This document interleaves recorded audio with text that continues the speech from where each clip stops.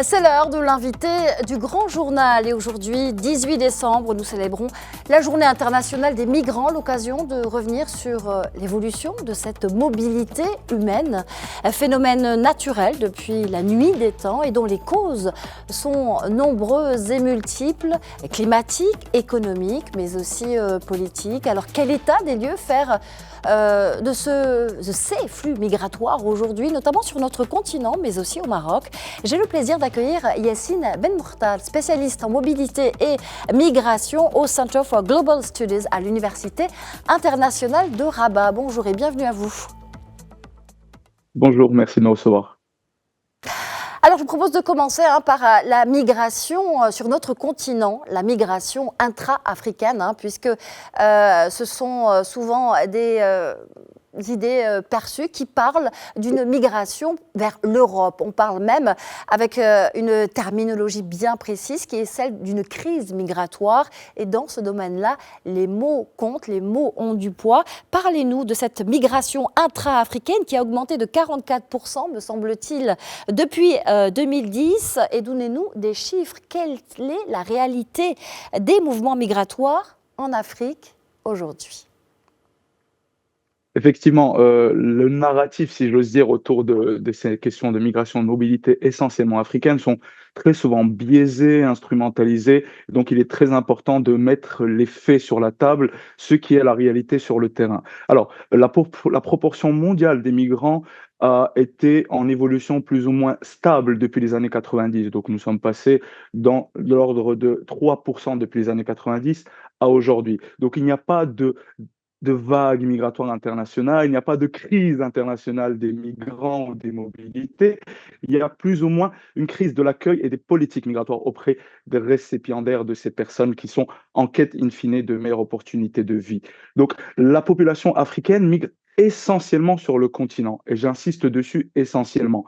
Pour bouger, il faut de l'argent et le continent n'a pas forcément tous les moyens et les gens en mobilité n'ont pas forcément tous ces moyens. Donc, en quête d'un meilleur avenir, les personnes voyagent dans le pays d'à côté ou essentiellement dans la sous-région qui les concerne. Très peu migrent à l'extérieur du continent et parmi ces très peu, donc on va dire l'ordre c'est 70 à 80% restent sur le continent et ce qui va à l'extérieur se discerne sur plusieurs géographies. Nous avons également l'Asie, nous avons les pays du Golfe, mais également l'Europe.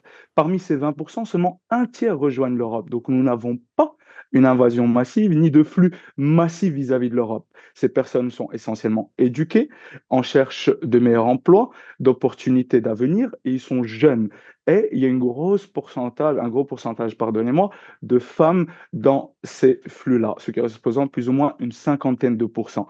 Donc il faut remettre sur la table ces perspectives et s'éloigner un peu de ces perspectives alarmistes qui considèrent que l'Europe se fait envahir par l'Afrique. C'est faux, c'est faux, c'est faux.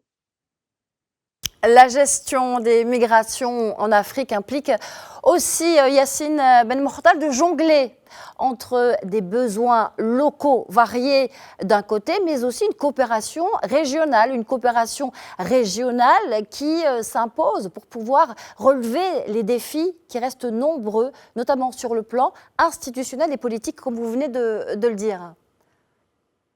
Effectivement, en tout cas sur le plan politique et de la coopération, nous faisons face à une certaine asymétrie structurelle vis-à-vis du continent européen. En tout cas, si on prend la perspective des organisations internationales référentes, l'Union européenne du côté du continent européen et l'Union africaine de notre côté africain. Il faut saisir ces difficultés et, comme on dit en anglais, tackle the challenges, prendre à bras le corps ces challenges et les renverser. On ne peut le faire sur le plan financier économique, en tout cas, on peut le faire sur le plan des idées, de la philosophie et des questions normatives. Comment est-ce qu'on pense les choses? Comment est-ce qu'on voit les choses? Alors, pour l'Europe, on voit les mobilités et les questions migratoires comme un souci, comme un problème à résoudre, comme une perspective sécuritaire. Alors que sur notre continent, nous voyons les choses complètement différemment. On voit cela comme une opportunité d'avenir, comme une question de développement. Donc, il s'agit ici de prendre ce challenge-là sur la partie plus ou moins idéologique et dogmatique, doctrinale, excusez-moi. Donc, il y a aussi de nombreux défis, hein. Il y a une fragmentation institutionnelle cependant sur notre continent. On a énormément d'acteurs qui sont sur la question, mais qui présente une façon de faire commune. Et c'est cette façon commune de voir les choses et de prendre à bas le corps, ces problématiques, que j'essaie d'observer moi dans mes recherches. J'essaie de développer ce qu'on peut qualifier jusqu'à ce stade un régime africain de gouvernance des migrations, qui est un ensemble de caractéristiques qui sont propres à l'Afrique. Donc, cela va permettre de changer les perspectives, en tout cas sur le narratif, mais également de prendre à bas le corps les soucis en termes de capacité institutionnelle limitée, parce que nous avons beaucoup d'acteurs avec très peu de moyens et très peu de ressources humaines pour penser la chose et faire le politique, ce qui n'est pas le cas de l'autre côté de la Méditerranée, où nous avons des structures extrêmement bien établies avec des budgets faramineux. D'accord. Nous avons juste la politique européenne de voisinage qui fait 1 à 20 le rapport budgétairement parlant du budget de l'UA entièrement. Donc, il y a beaucoup de choses à faire et le continent essaye de faire ces choses-là. Alors comment va-t-il faire justement le continent? On va continuer de parler de cette gouvernance spécifique africaine en direction de ces migrations et de ces mobilités. Les migrants africains apportent une contribution précieuse aux sociétés, que ce soit par les transferts de fonds, mais aussi les compétences et les échanges culturels. C'est le regard africain à travers une gouvernance spécifique. Donc, mais comment le continent peut-il valoriser ce narratif-là sur les migrations en mettant en avant d'abord les contributions au développement et la résilience aussi des sociétés dans un contexte quand même assez récent. C'est un nouveau regard aussi qu'il faut mettre en place et convaincre également aussi, j'imagine, Yacine Ben Mortar. Exactement. Ce n'est pas des questions faciles, c'est extrêmement complexe comme tâche. Nous avons tous une histoire plus ou moins subjective en lien avec l'immigration. Nous sommes tous venus de quelque part, allons vers quelque part. Ce qui explique en quelque sorte l'animation que les personnes ont vis-à-vis de ces questions-là. Mais en tout cas, sur la question du narratif africain, c'est une question très importante parce que il faut changer cette perception-là. Encore une fois, il n'y a pas de crise des mobilités, il y a une crise de l'accueil, une crise des politiques migratoires. Donc, encore une fois, la population africaine reste sur le continent. Autrement dit, c'est à l'Afrique de répondre à ces propres questions-là. Donc, pour répondre à cela, excusez-moi, il faut mettre en avant les réussites. Il y a énormément de réussites. Il y a énormément de pays, tels que le Maroc en l'occurrence, mais bien d'autres pays, qui ont une très bonne gestion des migrations et qui peuvent avoir des réponses à apporter à ces problématiques et dont les pays africains peuvent s'en inspirer. Nous avons les solutions à nos propres problèmes et il faudrait aussi qu'on nous laisse la possibilité en tant que continent de répondre à ces mêmes problématiques-là par nos propres moyens. Il faut valoriser les récits locaux parce qu'in fine, il s'agit, comme je disais tout à l'heure, c'est subjectif, c'est micro, ça appartient à l'expérience de tout un chacun en termes individuels, en termes familial, en termes de ses parents ou de réseaux internationaux que de montrer ce qui se passe, comment ça se passe et pourquoi il y a des soucis ou il y a des problématiques qui sont mises en avant sur les routes migratoires. Il faut renforcer aussi les partenariats entre les pays africains, mais également entre les communautés économiques régionales, les CER, comme la CEDEAO ou les pays ou l'UMA, l'Union du Maghreb arabe, ou encore la SADC qui est dans le sud. Comme je l'ai dit tout à l'heure, initialement, les migrations se font essentiellement sur le continent, mais encore plus particulièrement en sein des sous-ensembles régionaux. Et par exemple, la CEDEAO a déjà des protocoles de libre circulation qui sont bien plus avancés que dans d'autres régions du monde, pour ne pas parler d'un même niveau que le Schengen européen, en tout cas en voie de rejoindre ce modèle-là. Nous avons les outils normatifs et légaux. Il faut que la volonté politique suive, mais comme nous sommes un continent fortement grand, vaste, diversifié, avec une histoire très Oui. particulière, très souvent, on voit les choses de la perspective européenne, alors que la réalité sur le terrain est complètement différente. Alors Yacine Ben Mortar, vous parliez à l'instant des outils au service de ce regard de la gouvernance spécifique africaine en direction des migrations. Il y a 4 ans, jour pour jour, le 18 décembre 2020, le Maroc inaugurait l'Observatoire africain des migrations de l'UA. C'est un observatoire qui est donc à Rabat depuis ce 18 décembre 2020. Quel est son rôle et surtout quelles sont les missions accomplies depuis sa création? Alors, pour mettre en relief l'observatoire, il s'agit de cas d'études premiers de mes recherches. C'est là où j'effectue mon terrain de recherche pour pouvoir essayer de démontrer la viabilité et les caractéristiques de ce régime africain de gouvernance des migrations. Donc, en effet, il y a 4 ans, jour pour jour, l'observatoire a été inauguré et depuis 2022, il a une directrice qui est à la tête des opérations, l'ambassadrice Dr Namira Nagm, qui prend à bras le corps les questions.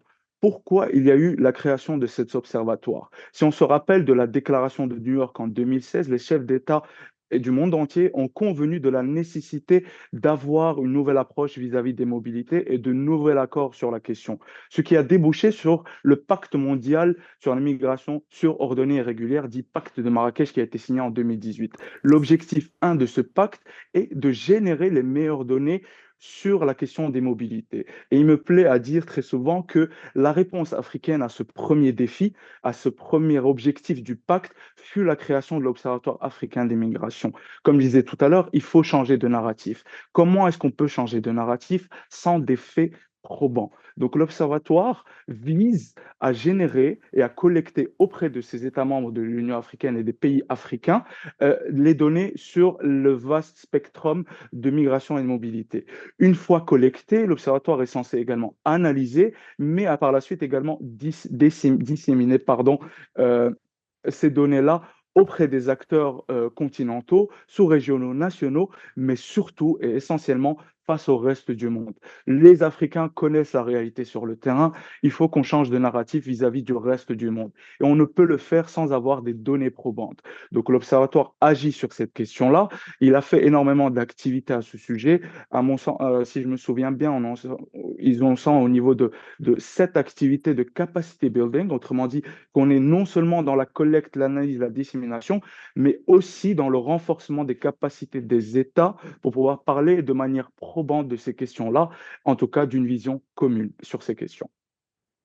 Alors dans ce contexte, Yacine Ben Merhourta, comment la coopération entre l'Union européenne et les pays africains évolue-t-elle aujourd'hui en matière de gestion des flux migratoires, notamment en intégrant cette vision africaine aussi de gouvernance? Exactement. C'est une question un peu plus ou moins centrale de mes recherches parce que, in fine, le premier partenaire de l'Union africaine et du continent sur la question, c'est l'Union européenne. Nous partageons beaucoup de frontières avec eux et c'est là que j'ose dire, le bas blesse. Et c'est là, en tout cas, où leurs efforts d'extraterritorialisation des frontières se concentrent. Mais de l'autre côté, le continent essaye, malgré l'asymétrie structurelle dont j'ai parlé au début, que ce soit financière, en termes de ressources humaines, il y a une perspective propre qui est développée par les pays africains. Nous avons l'exemple du Maroc qui s'est toujours refusé d'ouvrir ses centres de détention sur son territoire et c'est qu'il se refuse, et à juste titre, d'être tout gendarme de ce continent, de cette organisation internationale. Mais nous avons d'autres perspectives sur le continent. Nous avons par exemple la Tunisie qui se laisse aller à cela, si j'ose dire, et qui, plus ou moins, dans un besoin financier et économique, accepte ces politiques migratoires sur son sol et accepte ces enveloppes financières. Et on se souvient récemment des accords signés par la Commission de l'Union européenne avec la présidence tunisienne et qui vont en tout cas à l'encontre de ce que pense le continent et de ce que Merci. pensent les pays africains sur la question. Merci infiniment Yacine Ben Merhourta d'avoir répondu à nos questions. Je rappelle que vous êtes spécialiste en migration et en mobilité au Center for Global Studies à l'Université internationale de Rabat. Merci à vous.